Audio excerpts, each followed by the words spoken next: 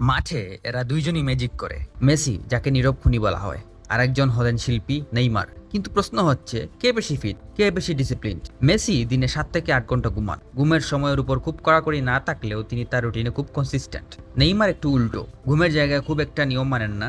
Late night party, gaming এগুলো তার রুটিনে প্রায় থাকে। অন্যদিকে মেসির ডায়েট খুবই সিম্পল, সালাদ, প্রোটিন, পানি আর একেবারে লো সুগার খাবার। আর এদিকে নেইমারের পছন্দের তালিকায় রয়েছে মাংস, ফ্রেঞ্চ ফ্রাই, পাস্তা, মানে একটু বেশি ইন্ডালজেন্ট আর কি। অন্যদিকে যদি আমরা ইনজুরি হিস্টোরির দিকে তাকাই, তাহলে বলতে হবে নেইমার অনেক হতবাগা।